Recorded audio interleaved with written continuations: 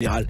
Comment vous l'expliquez? Alors c'est très important, je vous remercie pour cette question, Monsieur Berkoff, en vous disant que la dynamique de la panafricanité fondamentale nous pousse à se réapproprier notre propre identité, à revenir dans un paradigme qui est beaucoup plus en adéquation avec notre ontologie.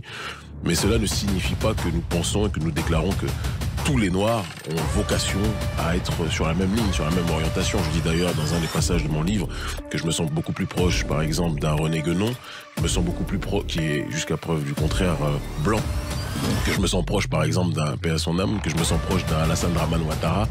Dans cette vidéo, Komi Seba nous entraîne dans une réflexion profonde sur la nécessité d'un séparatisme d'existence pour les Noirs en réponse au globalisme néolibéral. Préparez-vous à être inspiré par des discussions passionnantes sur l'autodétermination, la réappropriation de l'identité noire et la lutte contre les nouvelles formes de colonisation. Dans le Côte d'Ivoire, je pense qu'il y a en réalité une ligne des démarcations qui s'appuie sur la nécessité d'être en accord avec les principes fondamentaux qui érigent et qui constituent notre identité. Il y a deux types de conscience noire aujourd'hui.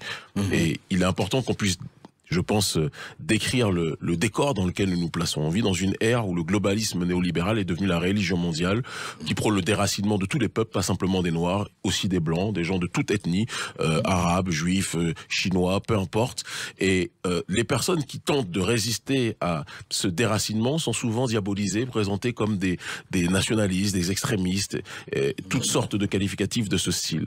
Il y a la conscience noire version Black Lives Matter, qui est profondément insérés, ou le wokisme qui sont profondément insérés dans la dynamique globaliste néolibérale. Ils sont dans le système globaliste. En tout cas, Black Lives Matter, très clairement, ils le sont. Je pense que ça a été prouvé très récemment quand on a les grandes marques occidentales et capitalistes néolibérales qui font la promotion de Black Lives Matter et qui dans le même temps esclavagisent, comme Nike, qui esclavagisent des gens en Asie du Sud-Est. On se dit que peut-être que leur Black Lives Matter s'est restreint à leurs seuls intérêts là où ils sont. Juste un mot, on peut citer Louboutin et Gucci Assa Traoré. Je ne sais pas ce que vous en pensez. Alors, je vais être très clair. Assa est ma sœur. Maintenant, ce n'est pas quelqu'un dont je partage la ligne idéologique et politique. Elle a sa ligne, qui est beaucoup plus sur le terrain BLM pour le coup. Moi, ma ligne, c'est une ligne justement antiglobaliste qui passe par cette nécessité de l'enracinement et de résister à ce globalisme-là. Nous faisons partie de ceux qui pensent que le but n'est pas de forcer les autres à accepter les minorités noires en tant que telles. Le plus important, c'est qu'on prenne en charge notre propre destinée, que l'on prenne charge de nous-mêmes, que l'on arrête la victimisation et qu'on comprenne la nécessité de nous organiser en tant que communauté. Quand je vois les communautés chinoises, elles sont pas là en train de dire on veut des quotas, on veut des places à tel ou tel endroit. Elles s'organisent, elles sont en train de travailler. Ouais. Il y a une solidarité communautaire. Alors, il n'y a pas les mêmes traumas et les mêmes difficultés que les populations négro-africaines ou afro-diasporiques ont pu connaître, mais il n'en demeure pas moins qu'il y a une voie à suivre sur ce terrain. Et moi, je pense que le but n'est pas de chercher à avoir des quotas chez les autres, mais de construire en tant que communauté, dans le respect des autres, hein, qu'on soit très clair, mais une force qui nous permette d'être nous-mêmes. Et c'est un petit peu ça, cette ligne de la panafricanité fondamentale, en étant en adéquation avec notre tradition, avec notre perception du monde, et c'est comme ça qu'on avance. Si je comprends bien, vous voulez dire, et je crois que vous le dites d'ailleurs dans votre livre, ne comptons plus sur les autres, comptons sur nous-mêmes. Retrouvons... Je pense qu'on n'est jamais mieux servi que par soi-même, mais tant qu'on attendra des autres qu'ils nous aident à marcher, eh bien on sera toujours dépendant de leur bonne volonté. Or, la meilleure façon d'être debout dans ce monde, c'est de tenir soi-même sur nos deux jambes. Si on n'y arrive pas avec les deux jambes, on prend des béquilles, mais débrouillons-nous nous-mêmes. C'est le message un petit peu de la philosophie de la panafricanité fondamentale. Alors justement, parlons de cela, parce que quelle est cette identité? Parce que ce que vous dites, vous envisagez, si j'ai bien compris, vous dites, il y a quand même, parce que vous dites, vous êtes contre le globalisme, mais quelque part, vous avez aussi une idéologie globaliste quand vous dites, les Noirs du monde entier doivent se retrouver, si j'ai bien compris. Alors, il est très important qu'on différencie deux choses. Je pense que il peut y avoir des valeurs qui peuvent être globalistes. Le principe de justice, je pense que c'est universel, même si je ne suis pas dans le cadre de l'universalisme français tel qu'il est présenté, mais la justice, les principes de droit à l'autodétermination, ce sont des principes qui sont du domaine de l'universel. Nous analysons, nous constatons que partout les populations dites noires du monde entier, où on a eu l'occasion de voyager, sont installées en Afrique, mais aussi du côté de l'Asie du Sud-Est, quand on parle des pygmées d'Asie, les négritos comme on les appelle, quand on va en Inde, un pays où on a pu voyager, et que l'on voit les Dravidiens, quand on voit aussi les discriminations, ceux qui sont qualifiés d'intouchables, ceux qui peuvent vivre, il y a des communautés de destin, même si ce ne sont pas, comme je les précise exactement dans l'ouvrage, les mêmes histoires. Mais il peut y avoir aussi Et je pense que c'est très important que l'on puisse le dire lorsque l'on étudie sur le terrain un petit peu de la métaphysique la structure spirituelle de ces différents peuples. Il y a souvent, généralement, il y a un créateur, il y a ce que l'on appelle l'ancestralité qui est présente à toutes ces populations dites primordiales, et il peut y avoir des ponts de liaison qui peuvent être insérés dans ces réalités. Il y a monsieur Fridtjof Schuon, dont je partage pas toutes les analyses, qui disait que il parlait de l'unité transcendantale des religions. Nous pensons qu'il y a une unité transcendantale. Il y a un créateur. Il y a un créateur. Et chez les populations primordiales, il y a ce que j'appelle dans l'ouvrage un gouvernement métaphysique composé des ancêtres ils sont interdépendants les uns des autres, et on retrouve ce schéma dans la plupart des populations dites originelles. Et je pense que c'est très intéressant de comprendre que, bien qu'il puisse y avoir des spécificités propres à chacun, il ne s'agit pas de dire que tous les Noirs sont les mêmes, mais il y a évidemment sur un certain nombre de schémas des réalités sur le terrain spirituel, sur le terrain ontologique communes. Et je pense que c'est très important de comprendre cela si on veut aussi être capable de comprendre pourquoi certaines populations ont du mal avec la dimension de ce que l'on appelle le progressisme aujourd'hui. Le progrès promu par l'Occident n'est pas forcément le progrès promu par les populations dites primordiales. D'ailleurs, vous insistez énormément là-dessus. Vous dites il y a le matérialisme, le consumérisme, tout ce qu'on connaît. Enfin, l'Occident, en tout cas la globalité du monde vit. Tout à fait. Donc ça. Et puis il y a effectivement la métaphysique, il y a la spiritualité, etc. Mais vous savez très bien qu'à l'intérieur de l'Occident, vous avez énormément de forces qui combattent le consumérisme, qui combattent ce matérialisme. Donc, est-ce qu'il n'y a pas, je veux dire, ce qui m'intéresse, c'est que vous ne dites pas au départ, ou groupons-nous avec ces personnes qui combattent la chose, enfin, vous parlez de Russie, de la Chine, mais on va en revenir là-dessus, vous dites, au départ, c'est d'avoir le sentiment de cette identité noire qui doit nous réunir, et après, on voit avec qui on va combattre. Moi, je pense qu'un peuple qui a connu ce que nous avons connu sans verser dans quelconque victimisation, parce que je dis toujours qu'une civilisation n'est détruite par l'extérieur que si elle est rangée de l'intérieur, ce que notre peuple a connu nécessite, je pense, à un moment précis de l'histoire, que l'on puisse être dans une logique de regroupement, de nous organiser par nous-mêmes, pour notre propre destinée. Ce qui n'empêche pas qu'il puisse y avoir des ponts de liaison qui puissent être créés. On nous a vu à de nombreuses reprises avec les Gilets jaunes, par exemple, mon ONG. Pourtant, nous sommes une organisation qui lutte pour le prolétariat africain, mais parce que nous partons du principe que les prolétariats de chaque peuple sont soumis aux mêmes problèmes sur certains segments face à une oligarchie néolibérale qui peut être aussi blanche que noire. Donc, nous, notre priorité, c'est de nous organiser pour nous-mêmes, par nous-mêmes, mais parce que nous ne sommes pas aveugles sur la réalité du monde, nous voyons comment dirais-je, un certain nombre de points communs qui peuvent exister entre notre réalité et les réalités d'autres populations dans le monde. Mais nous insistons sur le fait que, quand on parle de panafricanité fondamentale, d'autres vont parler, par exemple, Dugin en Russie va parler de la 4e théorie politique pour parler de sa réalité dans le paradigme qui est le sien. Dans son identité à lui. Dans son identité à lui. Et ce que je trouve intéressant, et ce que les globalistes n'aiment pas, c'est lorsque chaque peuple décide d'être son propre centre de gravité identitaire. Moi, je pense que chaque peuple a le droit de se regarder dans le miroir et de se dire « il est temps que je pense à moi ». Et en pensant à soi-même, en tant que peuple, on pense à l'humanité. C'est la réalité dans laquelle nous sommes installés. Eh bien, on va en parler juste après cette petite pause avec Kémy Séba, philosophie de la panafricanité fondamentale. À tout de suite. Sud Radio.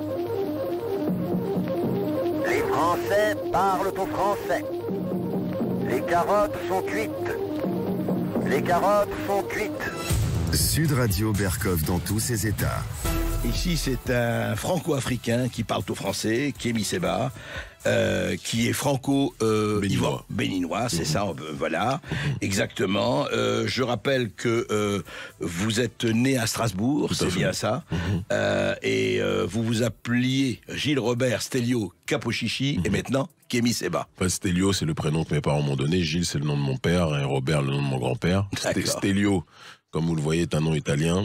N'étant pas italien, même si depuis Balotelli, on peut avoir la sensation qu'il peut y avoir les deux à la fois, j'ai pensé qu'il était nécessaire de trouver la traduction de Stelio, qui signifie étoile, dans la plus ancienne langue du continent africain, qu'est le Medunetcher, et donc ça a donné Séba, Kémy, qui signifie dans cette même langue noire, et ça a donné Stelio version africaine, Kémy Séba. Alors on va en parler justement parce que vous, dans votre livre, vous parlez beaucoup de ces divinités, de ces civilisations, de ces peuples, parce que c'est vrai que c'est extrêmement important. D'habitude, de voir ça, évidemment, nous, de manière un peu très caricaturale ou pas ou un peu caricaturale. Mais la question que je voulais vous poser par rapport au peuple, vous dites, nous, d'abord, il faut qu'on se rejoigne, il faut qu'on se retrouve, il faut qu'on sache qui on est. Est-ce que, je vous pose la question, aujourd'hui on dit beaucoup, voilà, on dit ça pour l'Algérie, on dit là, et il y a des millions d'Africains qui ne pensent qu'à une chose, rejoindre l'Europe, on le voit, vous savez, avec tout ce qui se passe avec les migrations, etc.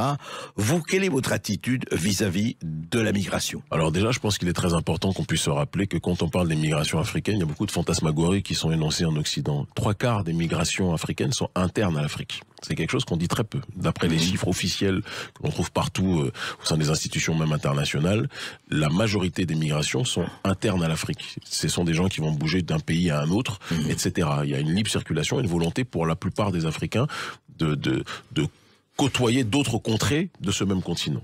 Le dernier quart maintenant se subdivise via diverses, j'ai envie de dire, direction. Certains vont aller du côté du Moyen-Orient, certains vont aller du côté de l'Europe du Sud, certains vont aller du côté de l'Amérique du Sud. Et je pense qu'il est très important lorsque l'on parle de la migration, et c'est ce que je disais à un média il y a quelques jours de cela, italien, que l'on parle des causes qui entraînent la migration. Et c'est le problème fondamental que j'ai avec les partis nationalistes occidentaux, qui sont complètement différents des autres partis nationalistes en Amérique du Sud, au Moyen-Orient ou ailleurs. On ne peut pas parler d'un sujet sans parler de ce qui a engendré ce sujet-là. Quand on parle de la migration, certains partent du continent parce qu'ils voient qu'il y a une migration des ressources minières par les multinationales qui sont dans une logique, dans une dynamique de prédation et qui suivent ce flux migratoire de ces ressources minières-là.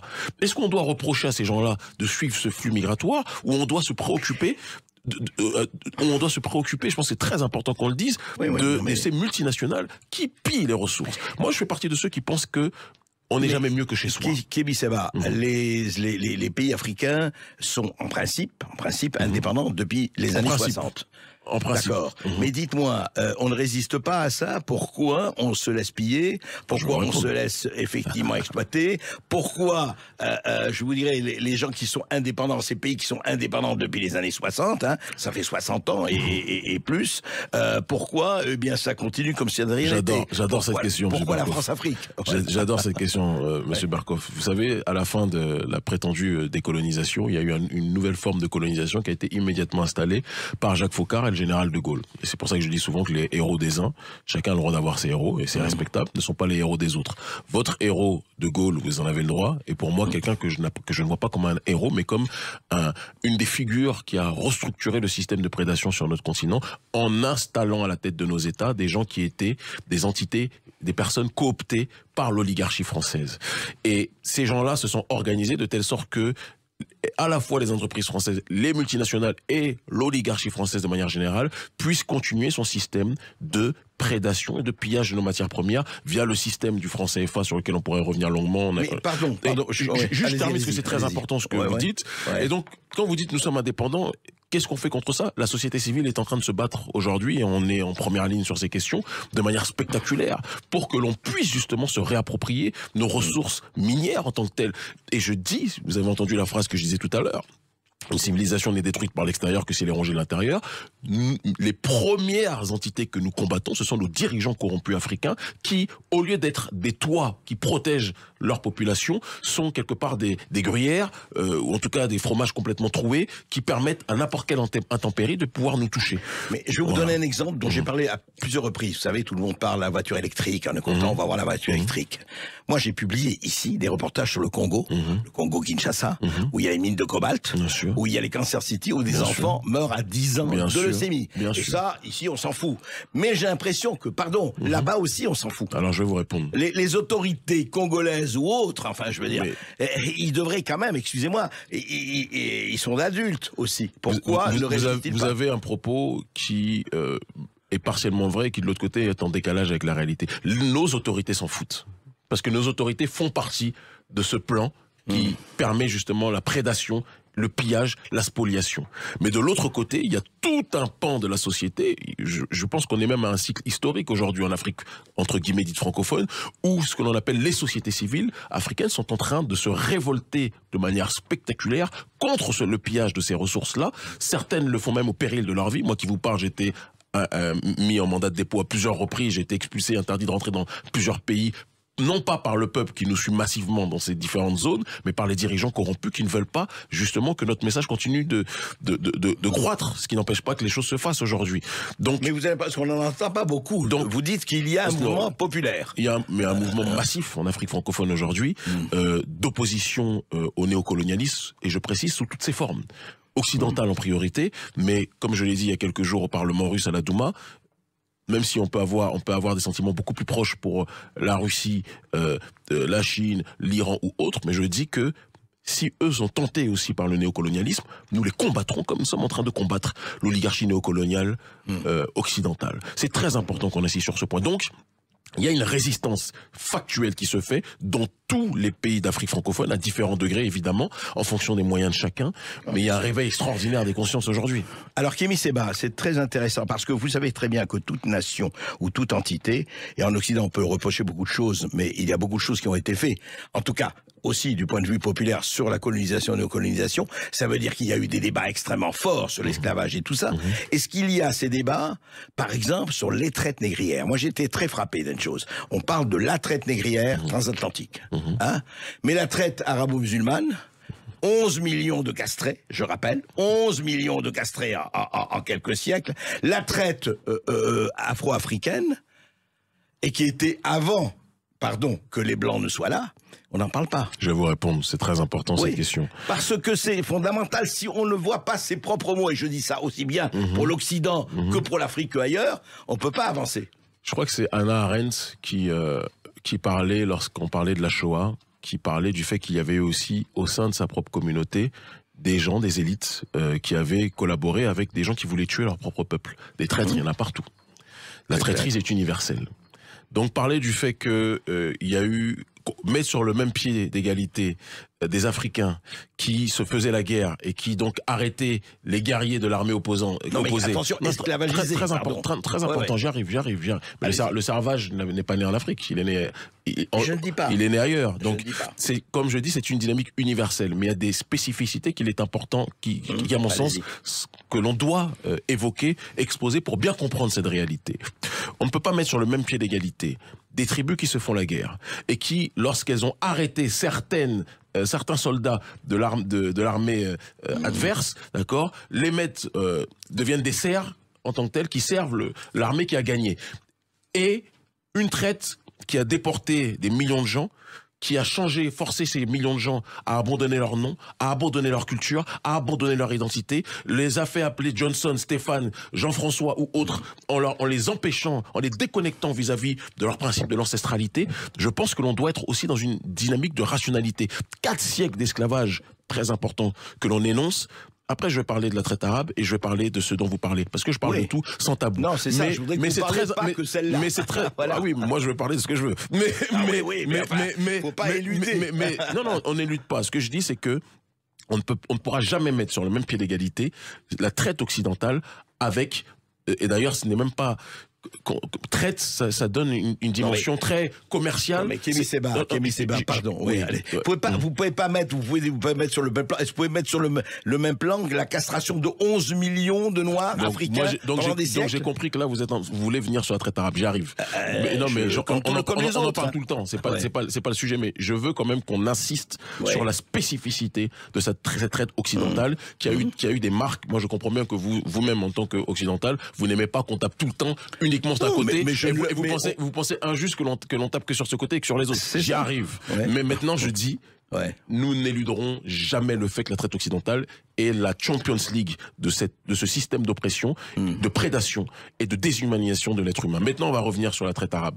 Je vous ai parlé sur la traite africaine en vous disant qu'on ne peut pas comparer ce qui n'est pas comparable. C'est comme si je dis que parce qu'il y a eu des traîtres au sein de la communauté juive, cela signifie qu'on doit relativiser la Shoah. La Shoah est un crime contre l'humanité et personne ne peut nier cette réalité. C'est la même chose pour l'esclavage, c'est un crime contre l'humanité et on ne peut pas tout mettre sur le même pied d'égalité. Mais maintenant, pour la traite arabe, maintenant pour la traite arabe, je dis et je répète que évidemment, et on en voit encore les séquelles aujourd'hui, le monde arabe est aujourd'hui le fruit de ces divers siècles d'esclavage et de déshumanisation de l'être humain, de l'homme noir en tant que tel, mais plus globalement même de l'être humain, parce que même dans ce monde arabe, il y avait au-delà des populations noires, d'autres populations qui étaient esclavagisées. Mais maintenant, pour ce qui est de la traite arabe vis-à-vis des populations noires, c'est ajouter à ce système de prédation, de domination, un racisme, une négrophobie hystérique qui était présente dans ces régions, et on en voit la résultante aujourd'hui au Maghreb ou au Proche, au Moyen-Orient, où l'hostilité vis-à-vis des Noirs est hystérique. Moi, je voyage aux quatre coins du monde avec mon ONG, on a l'occasion d'aller dans le monde arabe, je le dis très clairement, le racisme qui est présent dans ces zones du monde est un racisme spectaculaire. Maintenant, je dis aussi que, et je répète que, ce qui va faire en sorte qu'il y ait un basculement de pouvoir et un basculement de relations entre ceux qui sont les tenants de cette négrophobie hystérique et nous autres, c'est notre capacité à nous prendre en charge et à reprendre notre puissance. Alors c'est très intéressant, voilà. Reprendre en charge, absolument, cette reprise en charge. Alors, très concrètement... Parce que nous, quand on va dans ces pays-là, ou quand on va en Europe de l'Est, ou quand on va en Asie, ou quand on vient ici, je peux vous assurer que les gens qui sont négrophobes n'arrivent pas à exposer leur négrophobie vis-à-il de nous. Pourquoi? Parce que nous avons décidé de nous organiser. Parce que nous avons décidé de sortir de cette victimisation. Vous êtes d'accord qu'il n'y a pas que des négrophobes en Occident? Quand même. Mais comme il n'y a pas que des négrophobes dans le monde arabe ou ailleurs, voilà. Évidemment. Donc, comme il y a aussi des négrophobes, comme il y a aussi en Afrique des Noirs qui ne s'aiment pas entre eux, et c'est quelque chose qui est du domaine de l'universel. Mais moi, je parle de cette oppression qui nous touche. Alors justement, moi, c'est intéressant, parce que je voudrais continuer, parce que justement, on va parler de la reprise en main et de la reprise en charge, et c'est très intéressant. Juste après cette petite pause. D'accord. On se retrouve. Ici Sud Radio. Les Français parlent au français. Je n'aime pas la blanquette de veau. Je n'aime pas la blanquette de veau. Sud Radio Berkov dans tous ses états. Kémy Séba, vous écrivez dans votre livre la négrophobie décomplexée que rencontrent aujourd'hui les Noirs au Brésil constitue une problématique à laquelle sont confrontés 99,9% des diasporas noires du monde entier, que celles-ci soient composées de Noirs d'Inde, de Noirs d'Asie, de Noirs dans le monde arabe, de Noirs juifs, de Noirs en Europe de l'Est, de Noirs d'Occident, de Noirs des Caraïbes, de Noirs d'Amérique latine, et bien évidemment de Noirs d'Afrique face aux minorités blanches, libanaises par exemple, etc. Mais il y a une chose qui me frappe, c'est que dans votre livre, vous semblez totalement ignorer, ou alors vous avez expliqué pourquoi, parce que surtout si vous voulez recomposer et réunir, comme vous dites la chose, tous les problèmes économiques. Est-ce que franchement, un noir de l'establishment, allez, Barack Obama, pour prendre l'exemple, c'est un métis, mais enfin bon, je veux dire, est-ce qu'il va être consubstantiellement solidaire du noir d'Éthiopie ou de Mauritanie? Je pense que vous avez loupé même si je vois que vous avez lu attentivement et ça me fait très plaisir l'ouvrage, vous avez loupé un passage où je parle au départ du capitalisme. Et je dis que le capitalisme est le centre de gravité justement de ce système du modernisme en tant que tel. Et ceux qui sont portés... J'ai pas loupé, mais quelle économie? J'y arrive justement. Ceux qui sont portés par le système globaliste dans lequel nous sommes installés sont évidemment les maillons centraux de ce système capitaliste en tant que tel. Et donc, il est évident que, et j'en parle même dans mon pays, quelqu'un comme Patrice Talon, président milliardaire, ne peut pas être mis à astreindre la même résidence que la quasi-totalité de la population au Bénin qui vit, dans mon pays, qui vit en dessous de $100 par mois. Mais non, je dis que notre problème, ce ne sont pas, on n'est pas dans une dynamique d'uniformiser tous les Noirs en disant que les Noirs milliardaires et l'immense majorité de la population noire sont soumis au même destin. Je le dis dans le livre que quelqu'un comme Blaise Compaoré ou quelqu'un comme Alassane Ouattara, qui sont pour moi aujourd'hui des jouets du système globaliste en tant que tel, ne peuvent pas être plus proches de nos peuples que des gens comme René Guénon peuvent l'être, que des gens comme dans d'autres sphères, mais qui peuvent être caucasiennes aussi, et qui luttent alignés sur la dimension de résister au progressisme dégénéré que nous rencontrons aujourd'hui, sont dans cette même dynamique. Donc, la question économique, elle est évoquée, mais elle est évoquée dans un ensemble beaucoup plus grand. Parce qu'on ne peut pas parler de la compréhension de l'économie, et d'ailleurs je parle de l'endosolidarisme, je parle de ce que l'on appelle l'alodo, qui est un système économique dans nos communautés, qui était présent bien longtemps avant la colonisation, qui a porté ses fruits. Mais je dis que on ne peut pas parler de ce système économique sans parler du contexte dans lequel ce système économique fonctionne. On ne peut pas analyser le globalisme néolibéral sans comprendre qu'on est arrivé à une ère aujourd'hui, même sur l'aspect métaphysique, disons les choses telles qu'elles sont, où ce qu'on appelle le progrès, qui est une dégénérescence pour nous, a pris le dessus. Le modernisme et la maison, et le globalisme néolibéral est le centre de gravité de cette maison-là. On ne peut pas déconnecter une facette de l'autre. Les deux font partie d'un même ensemble. Et c'est pour ça que la critique de ce progressisme, de ce globalisme néolibéral, qui est à la fois économique et sociétal, est quelque chose de central dans l'ouvrage. Alors justement, mais vous parlez d'ailleurs comment il faut se réunir après. Vous dites par exemple rebâtir des cités, des conseils des sages, des conseils des anciens, etc. Vous parlez. Alors est-ce que c'est possible, franchement, avec le tribalisme? Est-ce que oui, avec le tribalisme. Je vous voyais venir. Pas seulement le tribalisme, non, pas seulement. Dans l'économie globalisée d'aujourd'hui, moi je ne suis vraiment pas un globaliste, et Dieu sait. Mais est-ce qu'on peut aujourd'hui, je veux dire, avec la lutte économique, avec le partage des forces, avec voilà, est-ce qu'on peut instaurer une civilisation, je dirais, non pas ancienne, non pas, je sais que vous voulez pas revenir à il y a 2000 ans, mais organisé, c'est-à-dire, en fait, c'est intéressant. René Dubos disait, penser globalement, agir localement. Vous dites, vous pensez localement et agir localement. C'est ça. Alors, pour le coup, je pense global. Ouais. Mais nous agissons et nous proposons à la fin de l'ouvrage justement un schéma pour les actions locales. Je pense qu'il est très important que l'on comprenne que nos populations, tout à l'heure j'ai évoqué la notion du tribalisme, ça m'a fait penser à...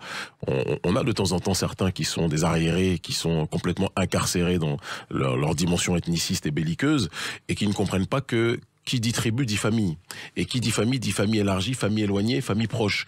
Mais tout ont un dénominateur commun. Cheikh Anta Diop en parlait, je pense, très bien lorsqu'il parlait du foyer civilisationnel commun lié à nos populations, en disant que il peut y avoir des déclinaisons, il peut y avoir des différenciations à un certain stade, mais il est important que chacune se rappelle l'ancêtre et le point commun que l'on a. De la même façon que quand vous voyez aujourd'hui en France, la France, le Normand, le Corse, le Breton, ce sont divers groupes, ce ne sont pas les mêmes familles, mais elles font partie d'un ensemble commun, d'une nation française, qui a été constituée. Et tout donc est question de volonté et de compréhension de la nécessité de l'unité. Il faut faire la nation africaine. Donc je suis pas le premier à le dire. Quand Thomas Sankara parlait de la nécessité, je sais que vous savez que Thomas Sankara parlait de la nécessité, lui qui était pourtant du Burkina Faso, parlait de la nécessité de transcender les enclos coloniaux et d'agir en tant que État fédéral africain. C'était sa dimension, c'était la dimension de Kwame Nkrumah. Ça a été la dimension à la fin de Kadhafi, quelles que soient les critiques qu'on puisse lui apposer. Et je pense que on ne pourra pas s'en sortir tant qu'on n'ira pas vers ce point. Alors évidemment, certains sont incarcérés dans ce qui a été fait lors de la conférence de Berlin en 1884 et 1885 en disant oui, je suis ivoirien, oui, je suis camerounais, oui, je suis sénégalais, etc. Nous ne partons pas du principe de la nécessité de renier le réel. Le réel existe. Il y a différentes familles, différentes tribus. Mais il faut prendre ces différentes familles et tribus comme diverses richesses, d'accord, qui constituent un ensemble beaucoup plus grand. Et c'est la dynamique dans laquelle nous sommes quand je parle des différentes populations, des différentes ethnies dans l'ouvrage. Je n'en parle pas dans un but divisionniste, mais j'en parle dans un but d'addition de diverses fractions qui, lorsqu'elles sont réunies, permettent de voir l'unicité. Alors, est-ce que ce projet de rassembler l'Afrique, et après tout, comme vous dites, vous n'êtes pas le seul, est-ce qu'à votre avis, est-ce que c'est pragmatique, envisageable à une échelle humaine, disons, d'ici 20 ans, 30 ans? Alors, qu'est-ce que vous en pensez? Moi, je pense que pendant longtemps, on s'est appuyé sur la volonté des pouvoirs publics, des élites. Et on a vu que ces élites étaient un frein aux volontés des peuples. Et au XXIe siècle, Zbigniew Brzezinski en parlait d'ailleurs très bien au XXe siècle, lorsqu'il disait que le XXIe siècle serait le passage du transfert de pouvoir qui auparavant était aux mains des élites dites institutionnelles et qui arriverait petit à petit au XXIe siècle au niveau de la base que l'on peut aujourd'hui symboliser par les sociétés civiles. Moi, je pense que les sociétés civiles sont porteuses beaucoup, profondément, malgré qu'il puisse y avoir des exceptions, évidemment, notamment dans certaines zones de conflit en Afrique, et il y en a, hein, on va pas se mentir. Les sociétés civiles sont porteuses d'une volonté de ce projet d'État fédéral à bon nombre d'endroits, beaucoup plus, moi qui fais la plupart des pays d'Afrique subsaharienne, mais aussi parfois d'Afrique du Nord, mais surtout subsaharienne, je peux le voir. Vous avez parlé tout à l'heure de la logique de l'économie intégrée et qu'à l'heure du globalisme, est-ce que c'est quelque chose qui est du domaine du possible? Vous savez, les villages dans nos pays sont, pour moi, les derniers bastions de résistance à ce globalisme néolibéral. Il y a un décalage profond entre les capitales africaines qui aujourd'hui deviennent de plus en plus le reflet de ce qui se passe en Occident, et pas simplement dans l'Occident géographique. Hein, pour moi, Dubaï, c'est en Orient, mais c'est l'Occident pour moi, évidemment.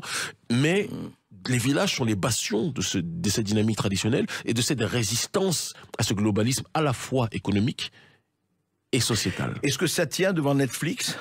Ah mais oui, là, ce qui est bien, c'est que tout le monde ne regarde pas Netflix. Netflix, c'est aujourd'hui très central. Ils n'ont pas central. envie de regarder Netflix.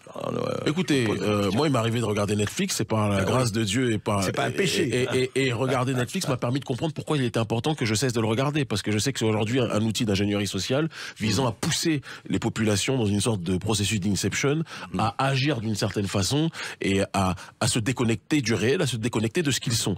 Donc, la globalisation existe. Aujourd'hui, tout le monde, ou beaucoup de gens ont des portables, c'est évident. Moi-même qui vous parle, j'ai un portable aussi. On part du réel. On est obligé de partir du réel si on veut être capable de le déconstruire. Et il ne s'agit pas, vous avez parlé tout à l'heure de... La tradition ne signifie pas le passéisme. La tradition, elle est intemporelle. Et donc, même c'est la transmission. Exactement. Et je pense qu'il est très important que l'on comprenne que qui dit tradition dit compréhension de la réalité dans cette dynamique immatérielle pour être beaucoup plus efficient dans une fonction dite strictement matérielle. Nous, notre but, c'est que dans la sphère dans laquelle nous vivions, nous autres Africains, afrodescendants et plus globalement, comme le disait justement Frances Cress Welsing, la communauté noire universelle puisse être capable d'agir de manière beaucoup plus efficiente en fonction des espaces dans lesquels ces communautés-là sont installées. Donc l'idée, ce n'est pas un séparatisme d'hostilité, c'est un séparatisme d'existence. D'existence afin de se retrouver, et un séparatisme d'existence qui tend la main à tous ceux qui sont eux-mêmes ostracisés, mis de côté, d'accord, par ce système globaliste qui tend à asphyxier les peuples qui veulent retrouver leur propre identité. Et c'est pour ça que vous allez nous voir du côté des Gilets jaunes, vous allez nous voir du côté de certains prolétariats en Amérique latine, en Asie, etc. Parce que nous avons, malgré tout, malgré cette volonté de communautarisme. C'est là où je parlais d'économie et de lutte des classes, quand même. Hein, vous me rejoignez. Quoi qu'on en dise, c'est-à-dire que vous ne verrez pas ni en moi un marxiste, ni en moi du moins, ni en moi un capitaliste, ni en moi un communiste, mais la grille de lecture marxiste qui existait bien longtemps avant qu'il en parle, parce que quand on parle de la lutte des classes, toute société dite traditionnelle qui s'installe, qui se base sur les classes, a déjà eu l'occasion d'analyser ces réalités. Et quand je vois ce qui se passe dans mon propre pays, le Bénin, je veux dire, on n'a pas besoin de Karl Marx pour voir qu'il y a une minorité, une hyperclasse qui confisque tout, et la quasi-totalité qui n'a rien. Alors Kémy Séba, je voudrais qu'on parle un peu de justement, vous parlez de la tradition et sociologie dans votre livre, et c'est très intéressant, vous dites la responsabilité des hommes et des femmes originaires dans la société. Et vous dites et vous écrivez, au sujet de la femme noire, elle nous rappelle notamment à travers Acétane, Abintou, Bastet, Sekhmet et tant d'autres, que la femme originelle, constamment rabaissée, humiliée, chosifiée en cette ère moderne, pendant que l'homme noir est assassiné et brutalisé, est la matrice du genre humain, la reine de l'univers. Elle n'est en rien inférieure à l'homme, bien au contraire, elle était avec les particularités divines qui la caractérisent, l'entité complémentaire de l'homme primordial. Sauf qu'à un autre moment du livre, vous donnez comme exemple, effectivement, avec René Guénaud, l'ayatollah Khamenei. Et vous savez ce qui se passe en Iran au niveau de la femme. Tabassée, torturée, dès qu'elle enlevait le voile. Eh oui. Alors dites-moi cette contradiction. Je vais vous répondre, parce que je connais votre grand amour pour l'ayatollah Khamenei. Je vais vous répondre de la manière la plus simple. L'exemple que je donne est un exemple lié à la réalité de notre peuple, du peuple négro-africain. Vous avez bien parlé d'Acétane, de Bintou, on n'en trouve pas beaucoup du côté de chez Khamenei. Mais maintenant, on va revenir sur l'Iran. Vous savez, je dissocie deux choses.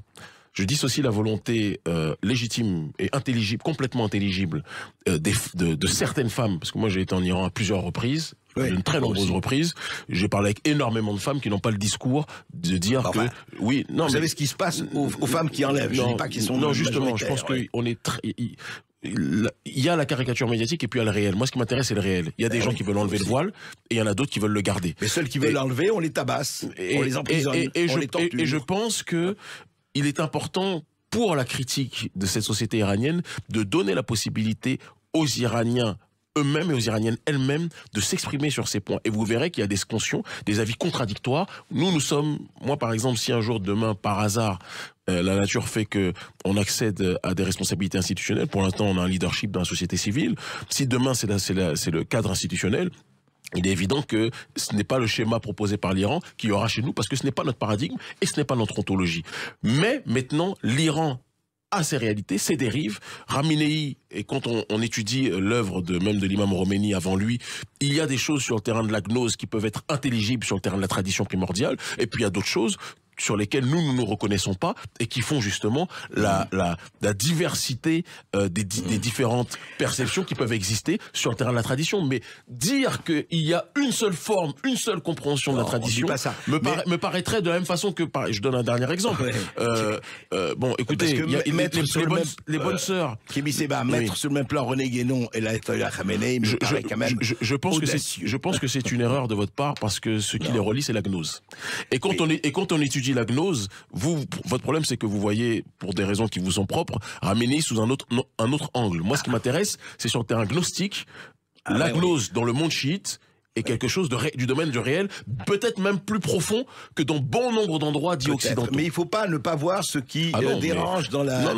Moi, je n'ai pas dit, personne n'a dit dans l'ouvrage que Khamenei était un super-héros. On a dit que sur le terrain de la gnose, Khamenei, comme Guénon, comme d'autres, était plus proche de la gnose, à mon avis, que quelqu'un comme Joe Biden ou comme Emmanuel Macron. Et je pense ne pas trop me tromper sur ce terrain-là.